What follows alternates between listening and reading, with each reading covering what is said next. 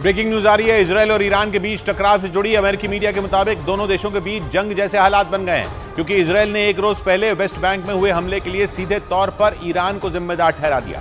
इतना ही नहीं, इजरायल ने दावा किया कि ईरान की वजह से ही इजरायल में बीते कुछ महीनों में हमले बढ़ गए। खबर के मुताबिक इसी गुस्से में इजरायल ने सीरिया में चरमपंथी संगठन हिजबुल्लाह के 3 ठिकानों पर हमले बोले। हिजबुल्लाह को ईरान के समर्थन वाला चरमपंथी संगठन बताया जाता है। बताया गया कि इजरायल के हमले के बाद ईरान भी भड़क गया, क्योंकि नेतन्याहू ने इजरायल पर हुए हमलों के लिए सीधे तौर पर अपने कट्टर दुश्मन माने जाने वाले ईरान को निशाने पर ले लिया।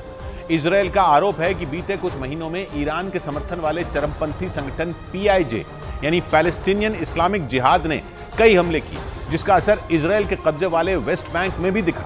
वहां एक रोज पहले ही गोलीबारी हुई, जिसमें एक महिला की मौत हो गई। इजरायल की पुलिस के मुताबिक वेस्ट बैंक में एक फिलिस्तीनी लड़ाके ने ही उस महिला की गोली मारकर हत्या कर दी। इस हमले में एक आदमी के घायल होने का भी दावा किया गया। अमेरिका के मीडिया के मुताबिक वेस्ट बैंक में लगातार बढ़ रहे हमलों से इजरायल बुरी तरह भड़क गया और उसने इसके लिए ईरान को जिम्मेदार ठहरा दिया।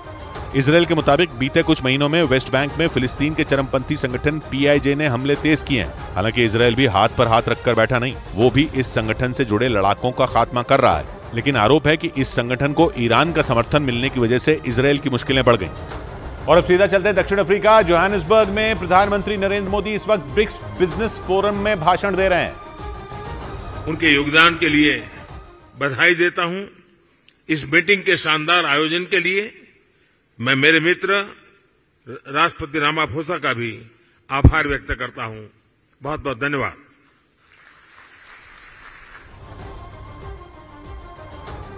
ब्रिक्स सम्मेलन में प्रधानमंत्री मोदी पहुंचे हुए हैं, वहां वो बिजनेस फोरम में इस वक्त भाषण दे रहे थे। उधर इजरायल ने दावा किया कि उसने सीरिया की राजधानी दमिश्क में मिसाइलें बरसा दी।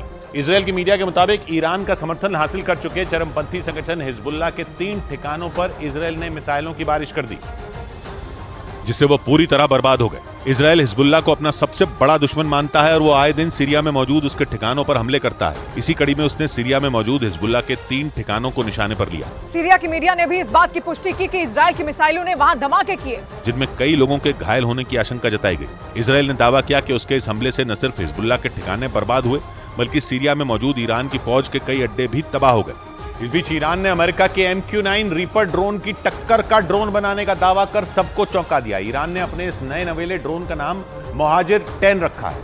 इसे दुनिया के सामने लाते ही ईरान ने यह दावा भी कर दिया कि उसका यह ड्रोन आसानी से इजरायल तक पहुंच सकता है। मतलब अब एक बटन दबाते ही उसका सबसे बड़ा दुश्मन उसके नए ड्रोन मोहाजिर 10 का शिकार हो जाएगा। ईरान के मुताबिक मोहाजिर 10 ड्रोन 24 घंटे तक बिना रुके उड़ान भर सकता है। इसके अलावा यह अपने साथ करीब 300 किलो विस्फोटक लेकर उड़ने में सक्षम है। ईरान का दावा है कि उसका यह ड्रोन 24,000 फीट की ऊंचाई पर 210 किलोमीटर प्रति घंटा की रफ्तार से उड़ान भर सकता है। मतलब ये कि ईरान के लिए अब इजराइल में धमाके करना बाएं हाथ का खेल हो जाएगा। और ईरान की फौज का मानना है कि उसका ये ड्रोन अमेरिका के MQ-9 रीपर ड्रोन को भी मात दे सकता है। यही वजह रही कि ईरान के इस ऐलान के बाद इजरायल के साथ ही अमेरिका की भी चिंता बढ़ गई।